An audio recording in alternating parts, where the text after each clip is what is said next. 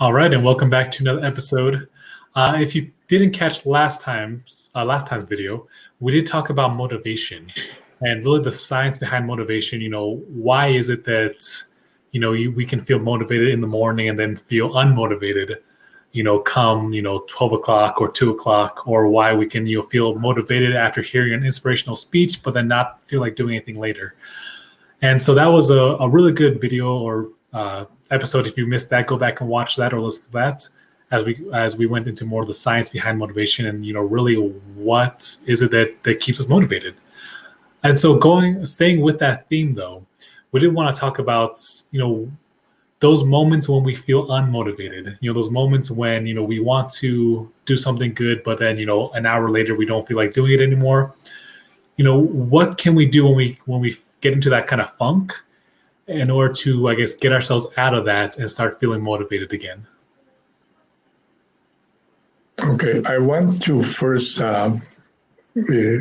clarify something from the previous episode and talk about a couple of things that our nervous system does. Okay. There is a process in the production of these chemicals creates motivation. In this case, dopamine. Previous to the motivation, there has to be some energy level, through norepinephrine, which is a chemical the brain produces. There has to be a need for something, solve a problem,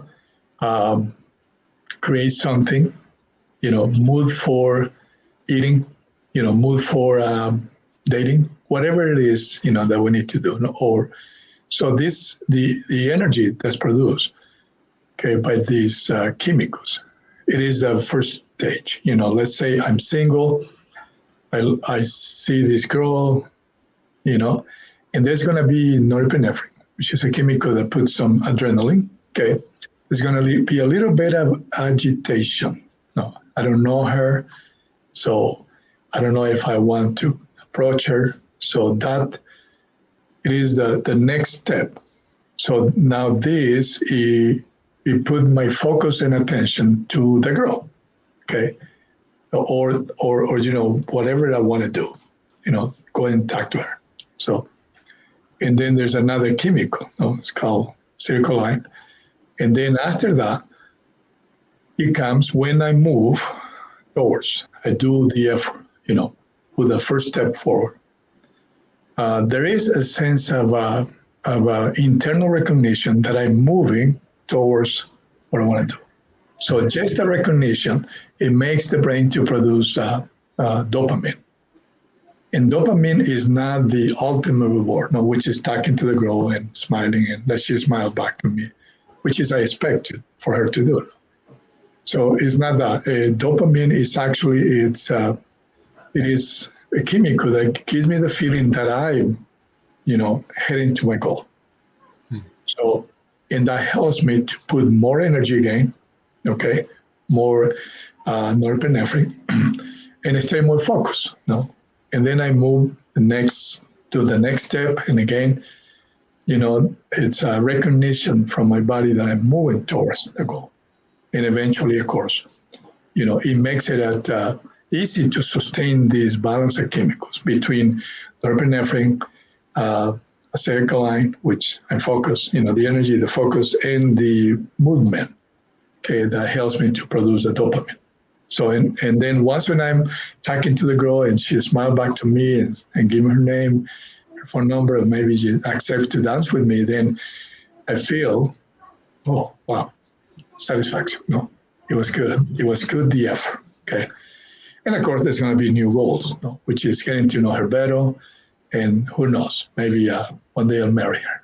So that's kind of the process. So now, in every single thing that we do in life, that's the process, always going to be. So if for any reason, I get the energy, I see the girl, there's norepinephrine, which is the, energy that comes, and then I shift my focus, to entertain my thoughts. A thought come, oh, who knows, she may not like you, or maybe, you are not, it's good enough, or whatever thought that we entertain, that it comes like voices that come from things that probably I place myself in my mind, and I put my attention to that now. So the focus and the attention towards that thoughts that are not constructive, they're going to increase the amount of norepinephrine, which is energy, but this time is not helpful. This time it push my brain to be in alert. Being alert now, it's going to be more hormone chemicals that's going to be flowing through my mind and my brain, and those are going to actually block, the dopamine. So I'm sitting here, and I don't do the first effort. I don't move forward. Okay, which it blocks the production of this chemical. So here's the thing again. It is we do the effort, which is important.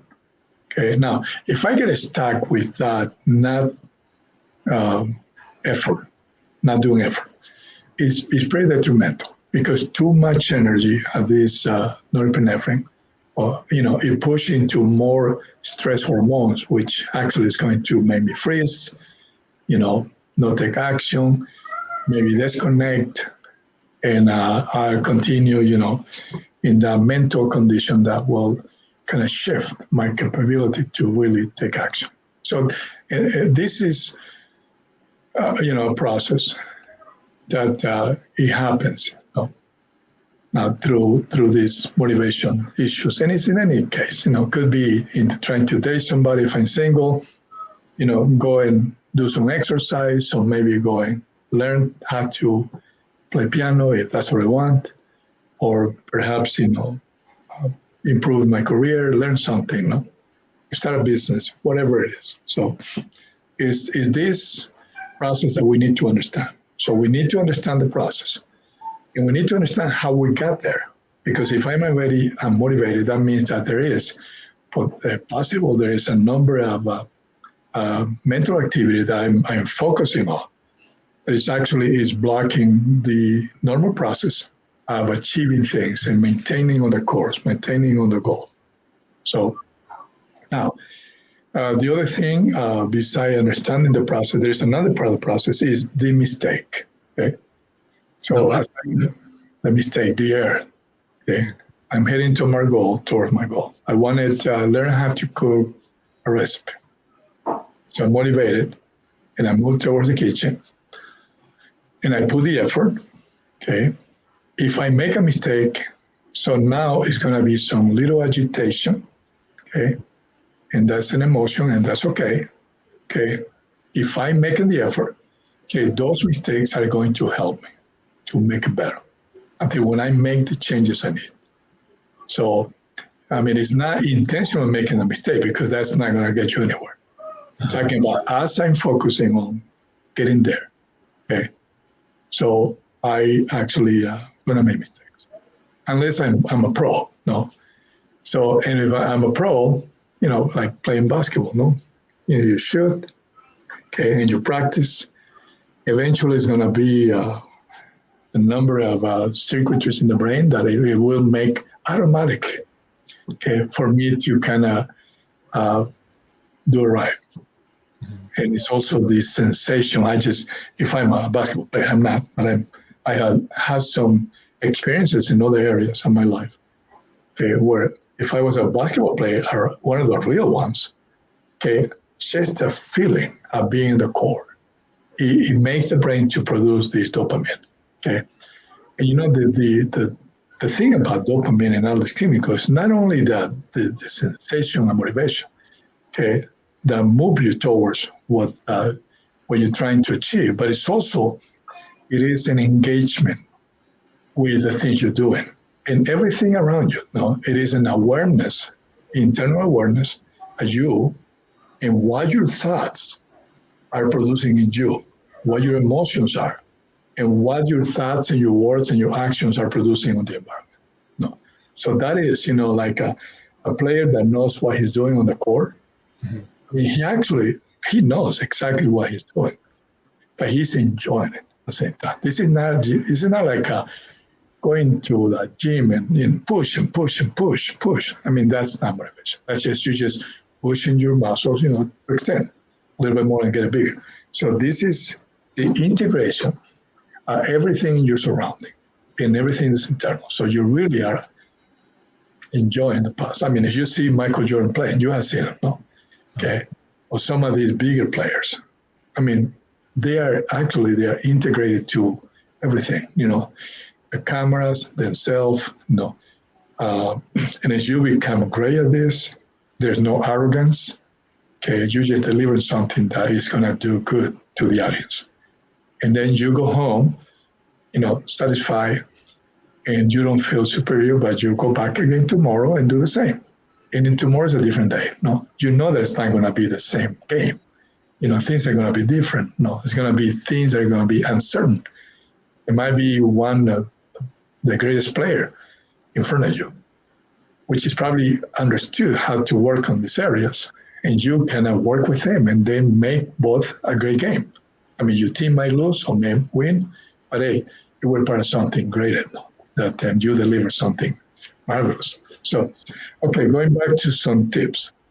Okay, before the tips.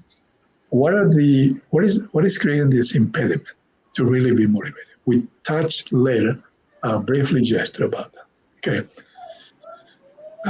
Motivation creates boredom. I feel bored. Okay. Energy level goes down if I don't have motivation. Those chemicals. I don't see myself a person that can create. I'm gonna feel, I'm worth it. Okay. And what is it? What it does this? Okay. One of those things is, some of these patterns, things that I repeat over and over. Okay. The same behavior. Okay. That is creating the same suffering, but I go back again and do it. Like if I was an addicted person. See, I know that it's going to hurt to really be resented to my son, but I just do it again tomorrow. Okay. I know that it's going to be hurtful. I mean, not to apologize or not to forgive, but I don't do it. So things that we know supposed to do, we don't do it. Things that we know that's going to create damage, we'll do it. So, and now this, including with the patterns of some of these tendency, okay, some of these lack of the ability to really manage your thoughts, your emotions, okay, bring these, create these obstacles. No? It is, I think I hear this once. It is like we're swift, but anything that happens, my thoughts. So a thought comes and then I swift towards to take action in those thoughts without even knowing what the consequences of those thoughts are. Okay. It is like we lose clarity. There is no discernment. Okay. In a way, I'm not even seeing what really is happening, even though it's happening right in front of me. No, it's right there. Okay. And I'm creating this suffering to me and others. And it's just, I don't see it. No. And I keep doing it. No. And then I say later, it might be my genius. No. Or maybe, I feel like I'm a victim of whatever the teachers say in the class. No. Or that's just who I am. Yeah, or we say, this is who I am, and my brain is rigid, and it's just my personality is fixed, which is not really true, because there is a way to change all this. So now, here are things we can do. Now, remember that we need the chemicals. These chemicals are produced by the brain and other parts of the nervous systems. So dopamine, we need oxytocin, we need serotonin. We need these neurotransmitters. Now, some of them become hormones. Some of them act as a neurotransmitter on the brain. So this nervous system is guided by you, whoever you think you are, because the brain and the nervous system doesn't do this on its own. So it's memories, thoughts and behavior. Okay, those are there. So, and it's embedded. That means that once it is embedded, we go in and have these reactions. It becomes like the habits, because I do it so often. I think so often about it. Eventually, it's automatic. So, and that's what the nervous system does. In order to save energy, anything that you do, like walking, after you learn to walk, it's automatic. It's part of a center, a generated center, a pathway that it makes it automatic. You put your right foot, you put your left foot, and you move. This is part of that generated center pathway. So, and the brain does that to save energy. Because, you cannot every day, you're going to think, okay, right foot, left foot, let's see what is there. It's just all there. So where everything is special, gravity, the biology and everything is kind of integrated. And the brain knows exactly, what to do. And these memories are there. So now if we have a pattern, behaviors that are created by my thoughts of the past. So I need to really break through this. It's not easy. No. Some habits are more difficult. It's easy when you're young. The brain has plasticity, quicker change when you're young. When you're a little older and you already have these habitual circuitries connected, to this reaction reflex, central generated pathway. So now we have to do other things. So we're going to use our body to do that. So today we're going to give to the audience a tip. Okay, this is not going to change the memories. It's not going to change the pathway, but it's going to help you.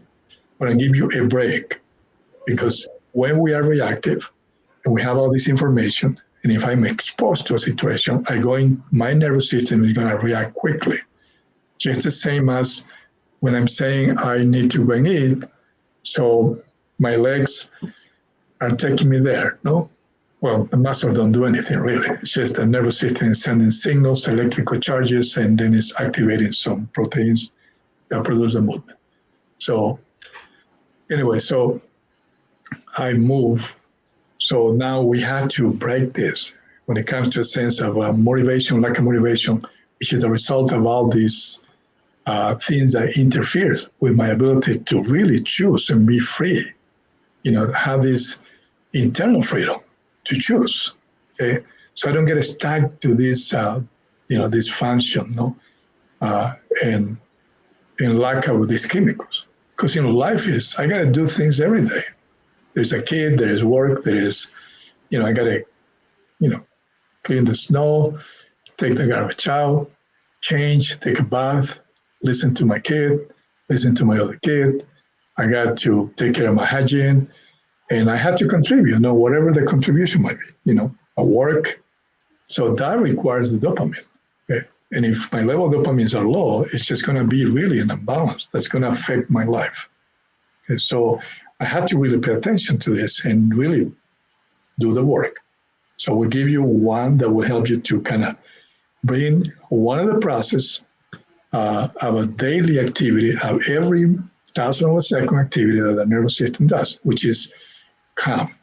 Okay, so you need, the calmness and also the alertness.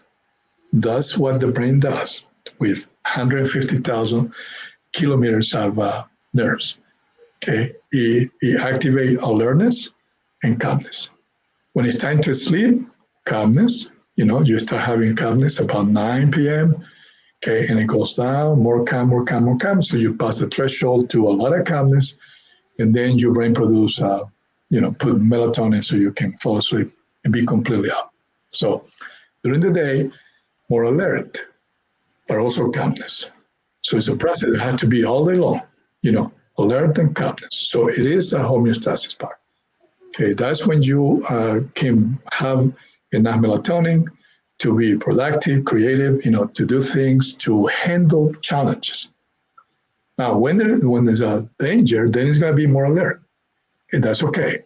The calmness is going to shrink a little, and it's fine. For a second or 2 seconds, will you save your life? No? If it's a challenge that has to do with something new, something you have to learn, or the teacher says, we're going to have a test tomorrow, So then the brain will go to the alertness a little bit more, okay? And that's only to help you so you can focus on the things that you need to do to deal with that issue tomorrow, which might be sleep early today, study more hours, no, and get ready for your test tomorrow. So that's what it is. So, but you're not to stay on alert. If you stay on alert, that's going to be a problem. Okay? And what it does is staying on the alert. It is just these thoughts that are not really helpful. Oh my goodness, I'm not going to do well tomorrow. This teacher is bad. I'm not good at math. Life sucks. I'm stupid. Oh, I don't have time. No, or my mom's fault, or are my genes, or maybe it's cold, it's hot. So this is just thought that actually it keeps your brain on the alert side. You go out of bounds. You may study but don't do that well. Or you started learning, pass the test, but you forget tomorrow what you learned. So, nevertheless, okay, so there is the alertness when it's a challenge, a new thing to learn, mistakes somebody make, the problem has to be solved, or the mistake you make.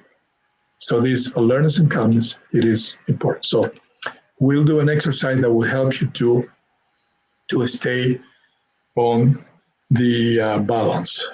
So you go to both calm alertness. You go like the swing, no? Is that what you call thing that you play as a kid? Teeter-totter. What is it? Teeter-totter. Teeter-totter. A person is on one end, the other person on the other end.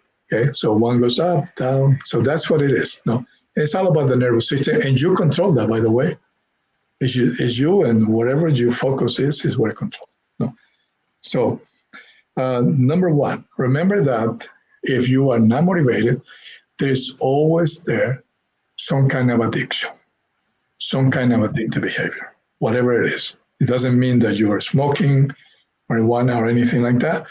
It's addictive behavior. I'm behaving in a way that something is creating me pain, but it's addictive. I go back to the same thing. So I need to figure out what it is.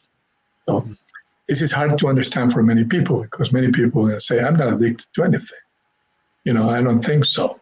Well, if you are having challenges at work, okay, and it's happening every day, and you don't handle the conflicts well, there is some kind of addiction, that's taking place. So we have to figure out. So I recommend you that you ask this question. Just ask. It's just a reflective question. If you are with a low level energy and motivation, okay, which is normally that way. You're no motivation, no much energy. Because, the brain, the hormonal system kind of go a little wacko because of our main, mental state. So I will reflect and say, what kind of addiction am I having? Okay, it's a reflective question. It's not for you to answer. And it's not for your mind to respond. It is open there. Don't try to dig and find, oh my goodness, let me do some retrospection and figure out. No, it's just open.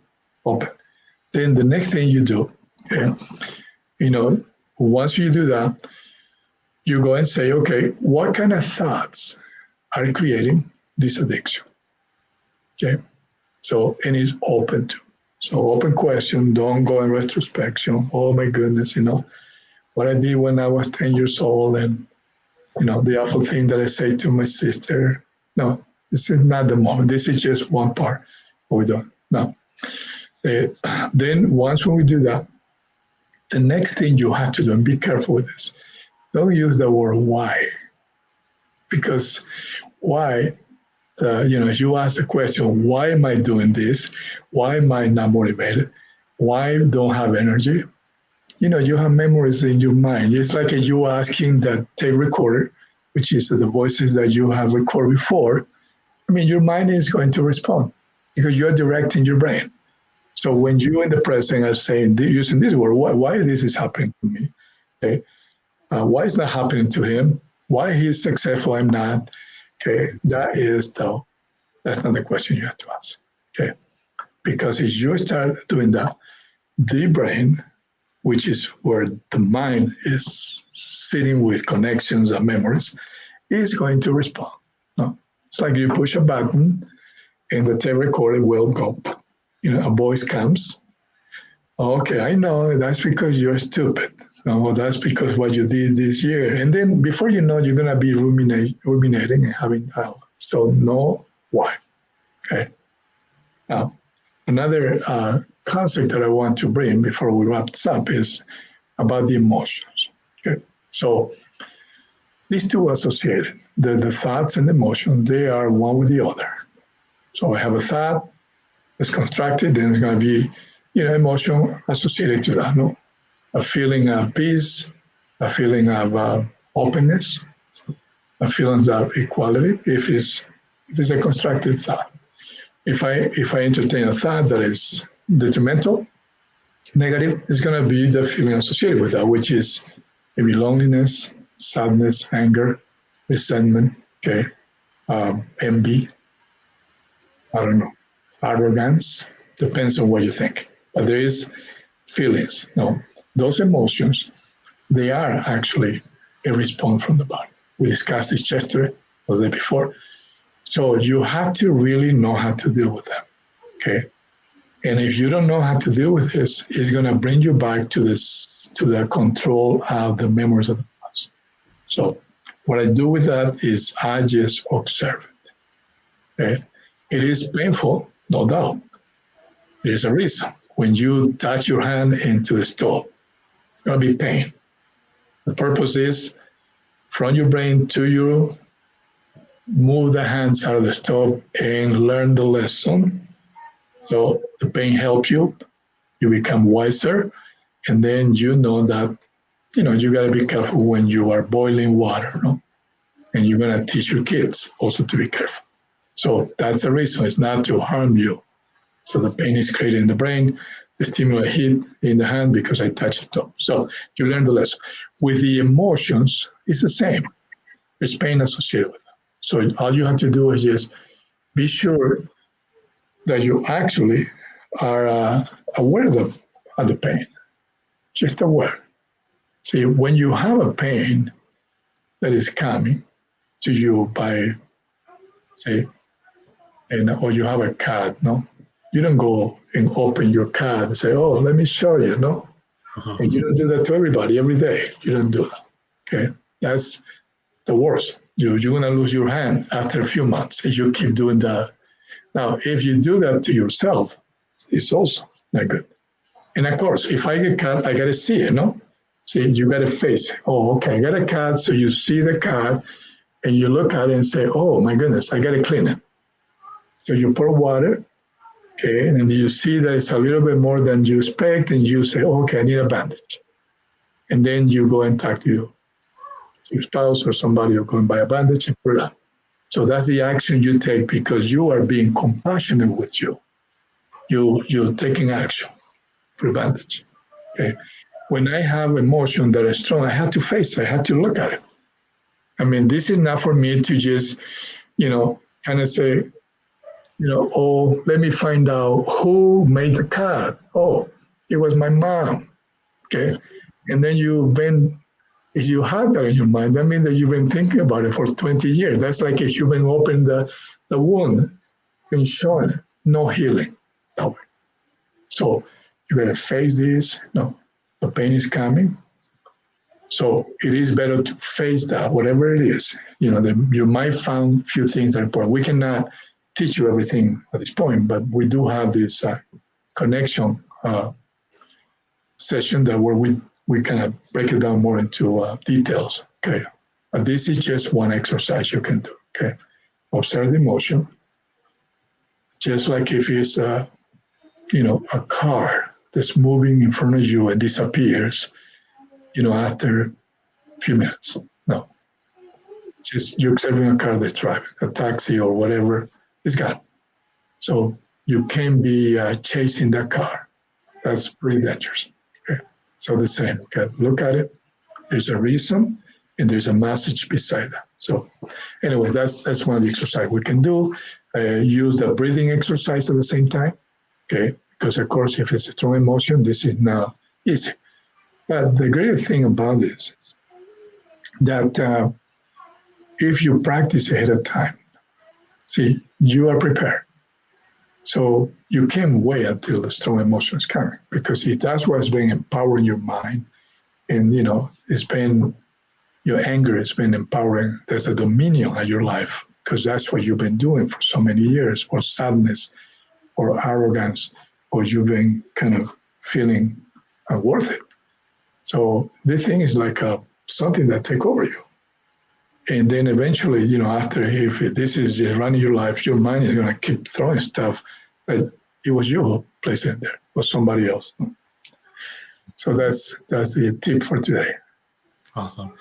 And one thing I do want to point out that I think is important that you said is that when you do observe these strong emotions, to observe, well, like when you get the cut, you treat your cut with compassion, and I think in the same token, when you're observing your emotions, you have to do it with compassion as well. I think people sometimes do observe themselves, but with judgment. And so remember to not do that. It has to be with compassion. You have to observe your own, like whether it's a mental, emotional, or physical wound, with compassion. Yeah, and what you're saying, Ulysses, is really the key.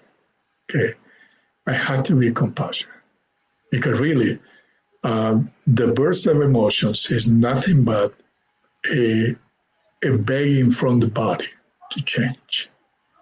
So it is, that's how it is. It's chemicals sending signals to the brain, and the person that is leading the brain to shift, to move out of that route, the path that it's taking. So, and there is a physical body that is suffering too. And there's also our spirit, our soul, our conscience, whatever you want to call it, it is trapped in these memories. And you have to understand, as you look at this, and as you have the chance to be aware, that you have to be compassionate. You can't be like, oh, how stupid I am, I never can do that. That is just not compassion. So see as if you were seeing a little kid crying. And that's what it is. When we're angry, it's nothing but pain, nothing but suffering. When we are resentful, or we're feeling lonely, or we are sad, it is the same. It's just a different expressions. Yeah. Well, hopefully that was for everyone watching or listening to this. I think we'll wrap up there, Dan, unless you have any last thoughts. No, life is beautiful. We got opportunities. Doesn't matter how old we are. You can see I'm not 20 years old or 40, but I see myself with a better me every day. And this practice help. And by the way, you have an assistant. She was helping me yesterday. Yeah, I did have a little short training I was doing with some people listening. She helped me. No, is that right? She was, and you were a good helper. Thank you.